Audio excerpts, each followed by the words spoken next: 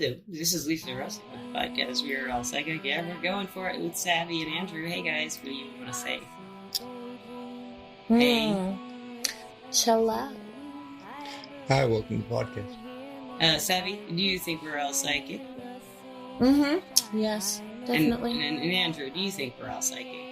I think everybody has the potential to be. Okay.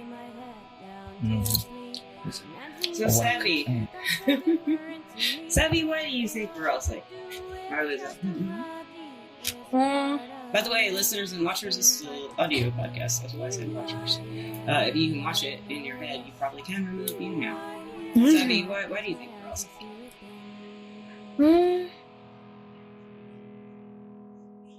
Just the fact that we are all made up of energy, and everything is energy. And energy is all intertwined. I just don't see how we couldn't be. And then if you've lived through these certain scenarios, situations, it kind of just clicks. You just know. But then if you have stuff that's happened to you, you also see that it's like, okay, yeah, Like a car passing by when you're making your point? Right. I love it. Somebody will get in that audio and figure it out if I don't. And Andrew, why do you say what you say about we're all psychic? That everybody has the potential to be? Yes, potential. Yeah. Because I've seen it. Because everybody has. Person you see. I'm a see it to believe it type of person. I didn't believe in any of this until I saw it for myself, and now it's undisputable. But looking back throughout my life at different situations, talking to different people, I realized that everybody is doing psychic things, whether they know they're doing it or not. Unknowingly. Absolutely. That's the first thing is noticing, paying attention. And that's, I think, where the opening, if you don't believe, the awakening comes in. Yeah. And if you don't believe in psychics and mediums and any of this, like I did back in the day, you never looked at what you were doing and thought, this is a gifted, intuitive thing. This is a psychic thing. This is some variety of other ears. This isn't my eyes. Yeah. This isn't that guy over there telling me what to do and think. That guy Ruger. Ruger's laughing. We don't want to know what Ruger thinks. Hey Ruger, do you think we're all psychic? He gave us a thumbs up, guys. Listeners, he gave us a thumbs up. Ruger, how old are you? 8. You are not playing an awesome game that you want me to show. Show me. Me show. I'm talking like yoga. Look at this. Legendary. Yeah. Legendary. Another Legendary. Oh, that's a legendary. Mm-hmm. That's, can I poke it? Oh, can I poke it? That's. Oh, I messed it up. How do I get it? Yes. It's looking at it, huh? Fine. Can I get it? Poke one? Oh, which one? Tell me. That one, money? Yeah. Sure, I want to poke one where I get money. Go back and let her get money. I want to poke that one right there. She likes it to ching. Oh, I did that one too. I got you. I like that. 487, guys. Hey, His video games are really awesome, and they kind of steal me away because they're the kind of games I love. It's such a ching. He knows it. It catches you. He's charming. He knows me. Like this child knows me, and he knows that. Gravitated towards you from day one. I gravitated for him. Like he's always asking, "When's Lisa coming?" No. We have the same interests. We just have a very big age gap and a communication difference. Age is just a number. It is. And he's old. Yeah. So, listeners, Savvy and Andrew are my friends, and I hope they're my friends. And, Yeah. And we are all friends. We've known each other for quite a few years. It's interesting how we met. Very we're just sitting over at their house today, and it is December the January the 23rd. Yeah. Wait. Leo full moon night. Yeah. I think it started at 3. Our time. I think it started yesterday, but Eastern time. I think it started like right after noon. I'm not sure about that. Yeah. But it's bright, and today Savvy told me, she always wanted to dance naked in the moonlight, and so wish first. I said in the full moonlight. She wanted to dance naked in the rain in the full moon. Yes. And I said, well, you know what? It's a full moon tonight. It's a full moon in Leo. And score. Perfect. so we're making efforts towards that, and it may happen, it may not happen. But if it does, Do it. We want a little rain to come here. It got humid. thankfully we don't have neighbors. Because sorry, neighbors, if we did. Yeah, we're in the country and the outskirts of inside Decatur. And the neighbors wouldn't care if we did anyway. Their plants probably need some water too. And we mainly asked for it to be around in this area. And we were going to dance naked hopefully in the rain, full moonlight at some point. And so we thought, hey, let's do a podcast. And I've been wanting Savvy to be on the podcast. And Andrew said, hey, yeah, I'll always be on the podcast for whenever, whatever. And I was like, whoa, let's do it now. I said, okay. And she said, okay. We're all down. And we're not really discussing any topic in particular. But, I like to start with meeting Savvy and Andrew for the first time because it's kind of an interesting story. It was 2018. It was a weird time for me. It was 2018, I think. Yeah? Sure. Not that time. Yeah. How old were you? I thought you were 29 when I met you. No, I was 31 when we moved out here. So you must have been 32, or was it right after? No, you would have still been 31. Yeah, I was Okay. 31. Yeah, because we moved here like 6 months after What year moving did out you here. move here? We've been out here for 5 years. It was 5 years in October. So we've known October 31st actually was 5 years. So you're 36. So we've actually known you for 36. 5 years already. I'm 36 with I've been here for 5 years, man. Mm. And I know. I've seen a lot of changes for you guys. I've seen a lot A of changes lot. for myself. And everybody has since COVID, really. But Moving out here though, why did you move here? And what do you remember why? What made you come here? all of his family. Oh, they're from California, by the way. Yeah, listeners. we're from California. The Valley. We don't like to admit it. Yeah, well, I mean, it's where I grew up, so I mean, it's home, but it's not home anymore. This is kind of home now, but we came out here because all of my family was moving out and away from here, out of California. So we decided now was the time. Something was calling us. Home we knew was somewhere else. So Mama and Daddy moved out here, and I followed Mama and Daddy because I need my Mama and Daddy. yeah. And then his mom and dad is in Tennessee, so perfect. Yeah. An hour away. Yeah. So perfect. So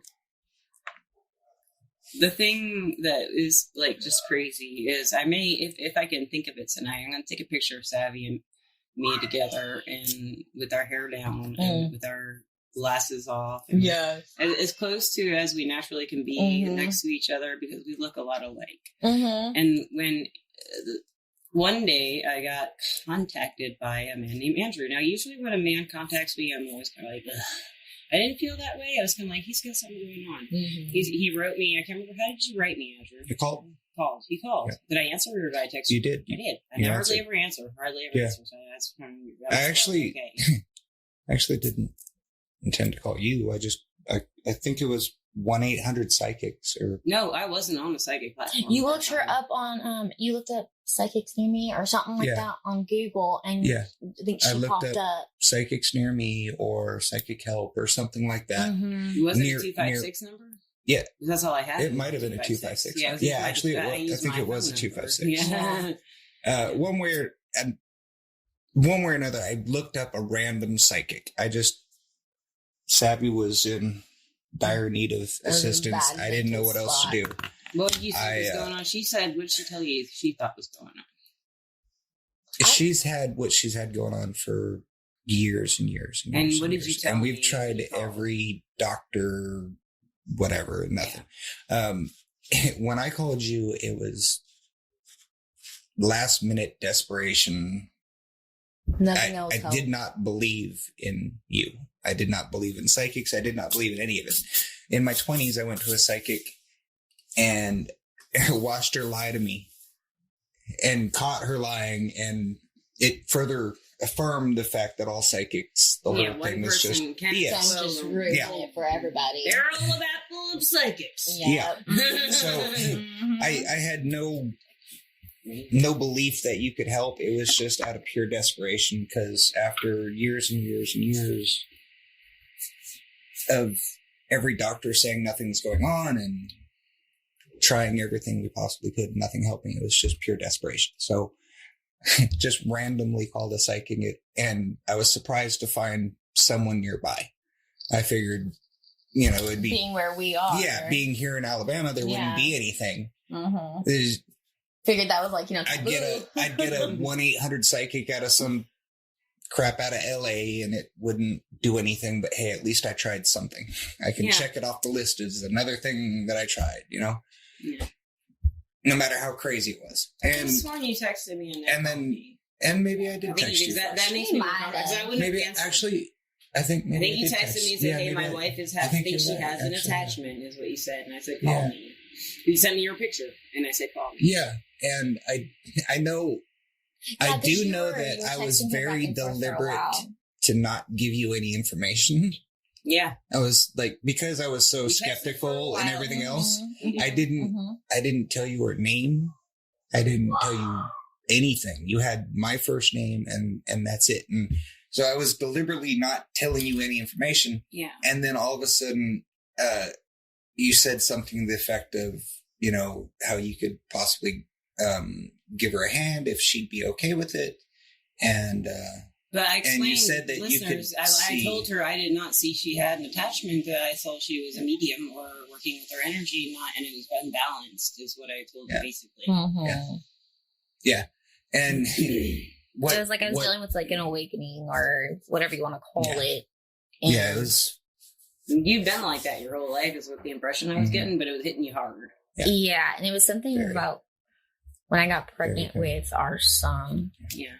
And that's kind of when it all started. Like he kickstarted it or something. I don't know. Yeah. Hormones have, in my opinion, this is just an opinion. I'm not a doctor. And I do study science. I do study metaphysics, and I do study them together. And they're like, there goes the truck. Doesn't want me to tell anybody, trucky. Hey, trucky, what's up, trucky? Okay, so I do study a lot. I could pull out it's like in magazines and recent studies and stuff, and even to this day, they're testing these things. Savvy. Yeah. And I asked Andrew to put his hand on her. I think wasn't that when we were on the phone or that day. Either over the phone. Yeah. And it was over the phone. You said you asked if you could help her out, but you said you had to. She would have to be okay with you helping her out. I had to be okay. And we were actually right out here. I was sitting right here. She was sitting on the bricks over there, and she was curled in damn near the fetal position, but sitting upright and just bawling and hysterical and just losing it. And I was standing right here, and I told you, you asked if you could help her and she would need permission. So I said, "Hey babe, would you be okay for her helping you out?" And you shook your head yes. Mm-hmm. So I told you, she said it's okay. And you said, "Okay, hold on." So I was like, okay, here we go. Now she's going to ask for my credit card or, something. So here's the spiel.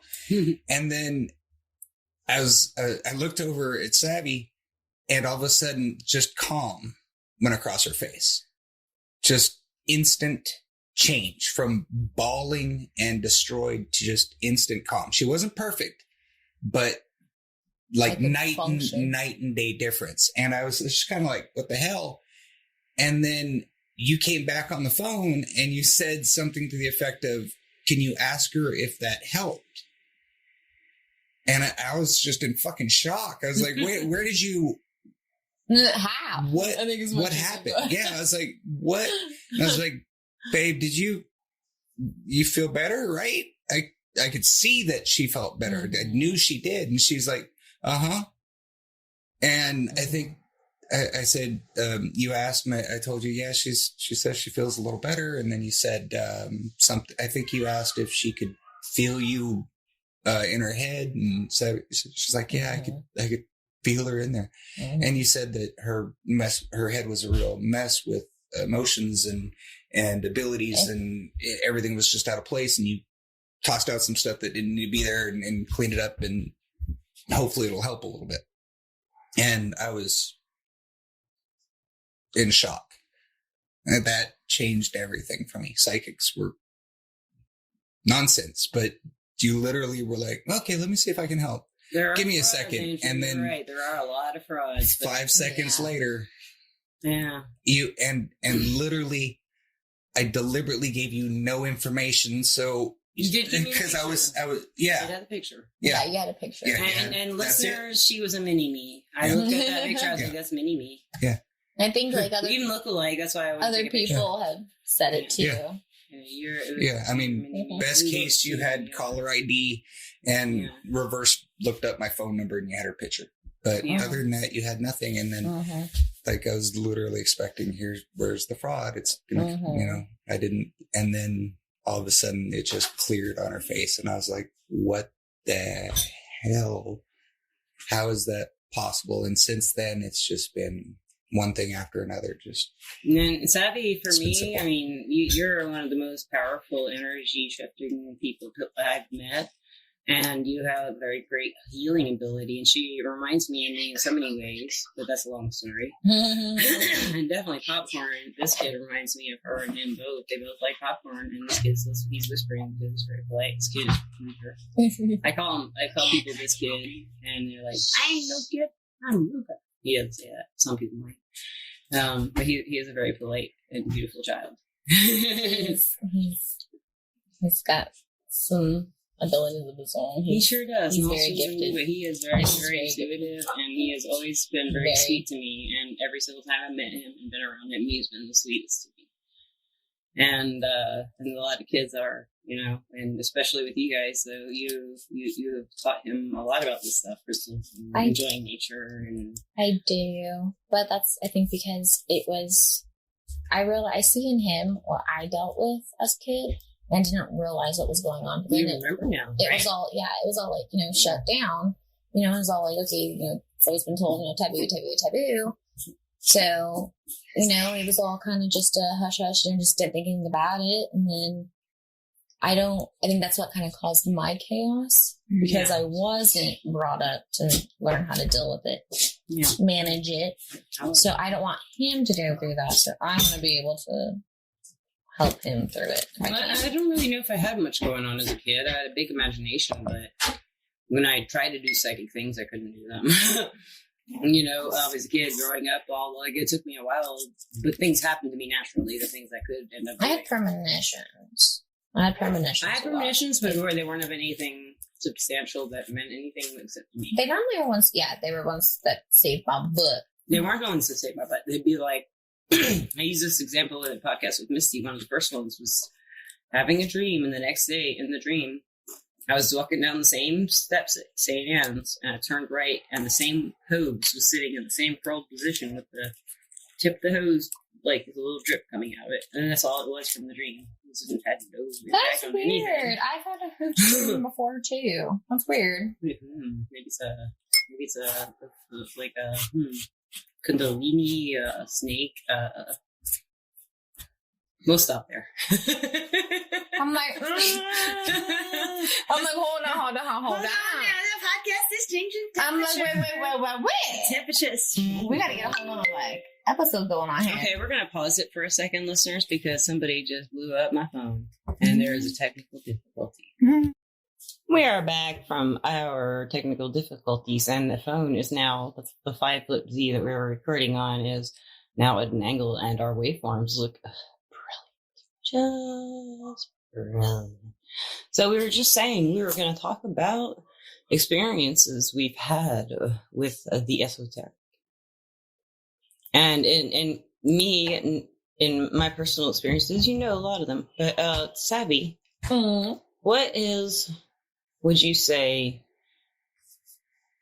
a moment in your life where you just knew what you knew in those kinds of ways? Or you knew, not someone telling you, not, you might, they're right, oh yeah, they're right, or maybe they're not right, maybe whatever you thought. Was there a moment? Like, as in, was there a moment in time where I just knew something and I went with that gut knowing? And I feel like a moment when you just felt really secure that you knew yourself better and you trusted yourself better. and you believe that there was more layers. There were more layers. More to what? Okay. Yes. What was that moment like? It was probably one of the times where I was out here in the garage. It was like probably 2:30 in the morning. And I just felt this wave. I want to call it something. And it hit me. It was like energy. And I got downloaded visions, memories, almost like video clips, like those old timey, like little splotchies, video clips. And they weren't mine, but they were mine. Yeah. So it's like, okay, I was like watching myself through like another time because it wasn't this time. And that's where I was like, okay, that was weird. And then when I had a dream and it was the same one, later I was like, okay, something's up. Something's up. There's a little more to that. And that's when I started doing a little more research into some stuff. And then what did you mean by researching this stuff? Did you look through books online? Where did you validate? Well, because for me, I don't go leave my house much. Yeah. It was more online research. It would be just pages and pages of going through article after article, finding common knowledge, what just felt right, no, it was right. That, I don't know how to explain, just felt, plus the common factors in every article. Yeah.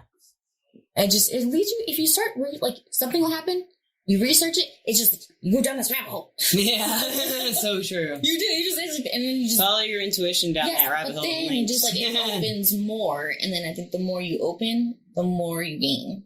Yeah. You really do. I agree with But that's where that layers comes in. Yeah. What about you, Andrew?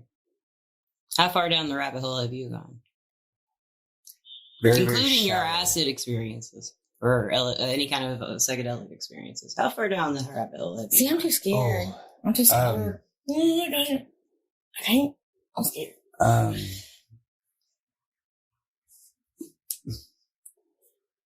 Pretty far back in the day, but I didn't realize that's what I was doing. Do you think of that as the same thing now? I think I could still do that now. I just don't know how I did it then. Well, I mean, on psychedelics, do you think that back then what you're experiencing is what you're feeling and experiencing now, especially with Savvy and stuff like that? Like the shrooms. Yeah, shrooms more. So. No. Hmm? Well, recently, yes, but from back in the day, the shrooms, no. Okay. Yeah. What did you experience back then? Was it more personal? No, it was more powerful. I commanded lightning. You did? Tell us about that. I was in the military. I was in the misbehaving. I was in the middle of the Atlantic, on an aircraft carrier on the flight deck, and there was a hurricane to the south of us. Yeah. And I did a spell that to where I wanted proof of my ability and proof of what I was doing and proof of everything. And what do you mean by a spell? You I don't know. You just kind of said to whoever's listening. Something like that. Yeah. I don't even remember what it was. Certain words, probably. Certain words, yes. I just don't remember what it was or how I got there. But I did the spell, and the spell was more of a, I need to know that this is real. I need to know that I can actually do this. So I'm commanding lightning to strike now. And it did. Out in the sea? Yes. Wow. Out in the sea, exactly where I told it to do. What it looked like? Was it branchy or was it No, just one beautiful fucking straight down bolt. Wow. And it was thick, perfectly, exactly like I was looking at a certain spot on the horizon, where the sea met the sky. Yeah. And exactly as I was like, I want this to happen now. Bam. One straight down bolt. Not perfectly straight, of course, but it was what you pictured, though. It was exactly what I pictured, and it went now, right down, right where I wanted. Andrew works as an electrician, and then when I first met Andrew, he told me that he had been he was training for SEALs, Navy SEALs, and he told me at the very end, this is what he told me, I think, if I got this right, at the time, the very last test was to go underwater, get all the way down at the bottom, and inhale, basically, right? Pretty much. Yeah, and he said he couldn't do that. I said, no, I didn't. You said you just didn't have it in you to kill yourself. No, I didn't get to those tests. Oh, you didn't get to those tests? No. Where did you stop? Way before that. What was the test that you stopped at? I never went to the buds testing. Oh, okay. I thought you were just telling me about what happened. No, that would have been what I would have. You knew that's what would have gotten. Yeah, that was apparently what was going on. If I got to the bud testing. I had that misunderstood. I did the pre-qualifications for the bud testing, but then I met my wife. And decided I do remember asking you, what was it about her? I do remember asking you that. What was it about her? I decided not to be a SEAL. Yeah. So I never went ahead and went through with it and went to the buds test. But you had played it out in your head, and that was I did everything all the way up to that point, and then just before I was supposed to go, she got pregnant with Ashley or something. Correct. Yeah. I think that's what it was. No. Yeah. Okay. You had a munchkin on the way. I had a munchkin on the way. So, munchkins are very important. They changed things. Not for everybody, but for good people who want to really take care of what's happening in someone else's life more than their own. I mean, I think that's very honorable of you. I probably would have failed, but I wanted to try.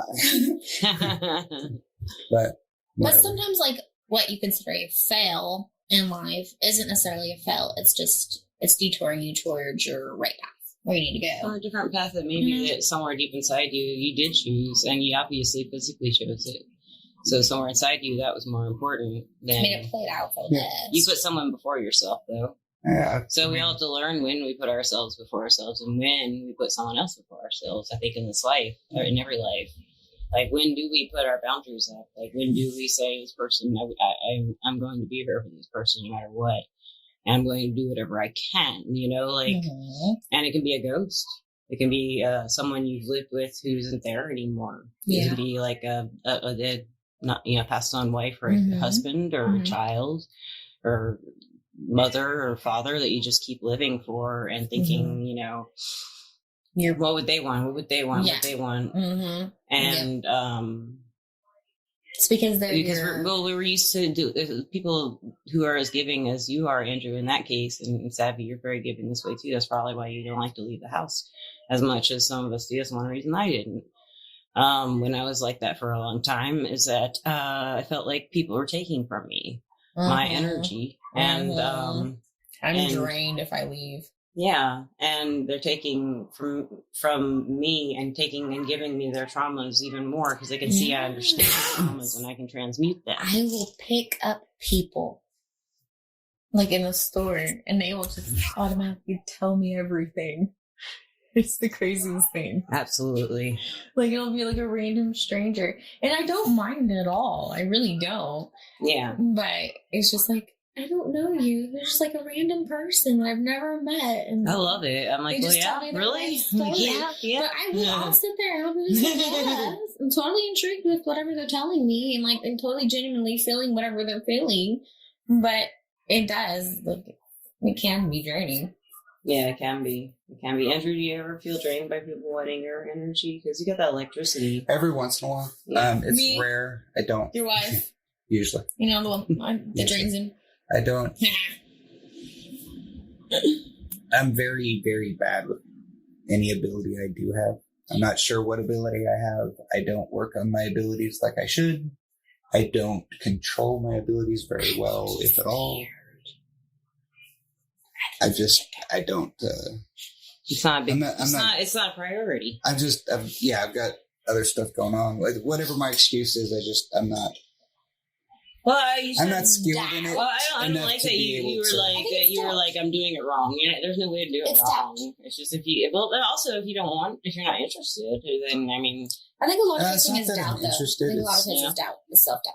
Well, if you had to do that, it's obviously proven, right? I feel it's self-doubt's still there, even though that happened. No. I know I 100% believe in everything. My ability to do what I've seen you do or what Savvy does.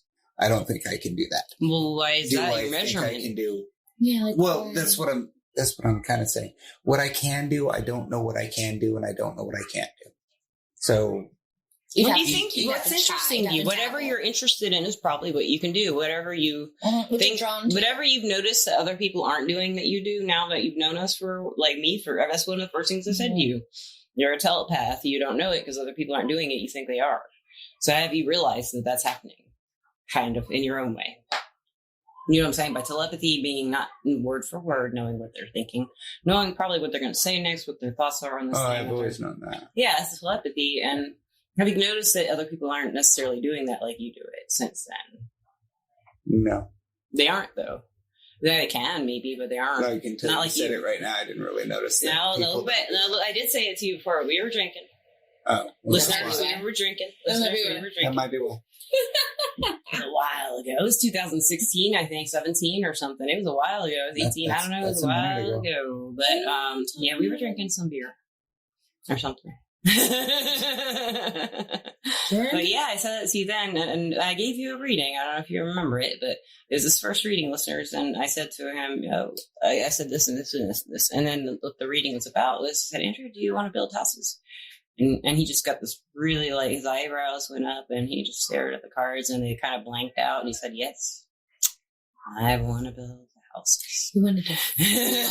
You said basically that you were saying that's, and then you said that. You said that to me. You were planning on flipping houses. And I said, well, it looks like that's what you'll be doing, like staying here, though, and taking care of Savvy, as I said, and working on houses and stuff like that. I think it's about to come to fruition for you, though. Yeah, it's coming. It's coming. It's coming. So listeners, they're having some kind of like difficulty with my recorder, and I'm gonna like look at it and see if like what I hear is like happening, because I see these spikes. Do you see those spikes? That's weird. Yeah, it's weird. See them right there? Right there? Okay, be right back. Okay, we're back from our technical difficulties, and we're gonna try to wrap this up because I have to tinkle.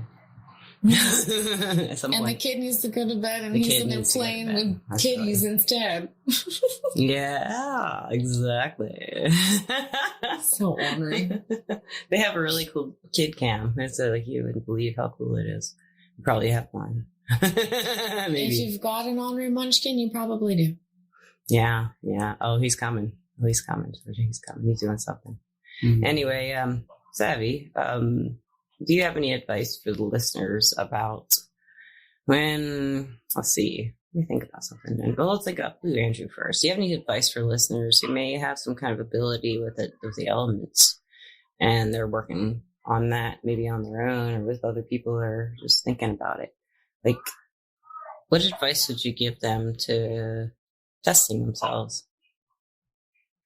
That was a big test. So like, any kind of test. Oh man, technology turned on. I can cut that out. I'd say. Would you turn that off? No. I'm suspicious. It hummed for a second, guys, and then it turned off. That's really weird. Anyway, what would you say? I'm definitely not the most informed person on something like that, but I would guess or say for me, like, try and see what you're capable of. Yeah. You never know what you're going to be capable of until you try it. So, Wouldn't it be like it calls to you? Yeah. Like what interest, what calls to you, what, like for you, like when the wind's going all crazy, like that's when you feel your most. Storms. Yes. During a storm. So that's your interest. That's what you love. That's what like fills you up with all of your feel goods. Like it's the energy. Yes. Mm-hmm. So if you're feeling it, I think go for it. Try it. Test the waters. Mm-hmm. Sorry, I answered your question for you. What about you, Savvy? Same question.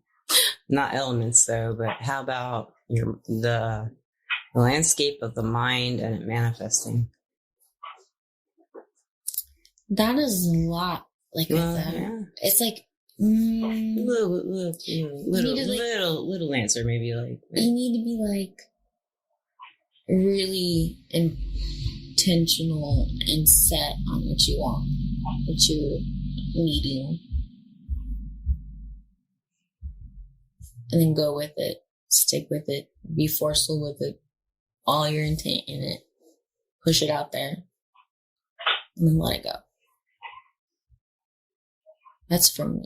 That's where I work. I think everybody works differently, though. Everybody does. Mm-hmm. Everybody does. Mm-hmm. I think that's beautiful advice, and I'm backing off the microphone. I need to get closer. I think the cars are gone. It's all quiet all of a sudden.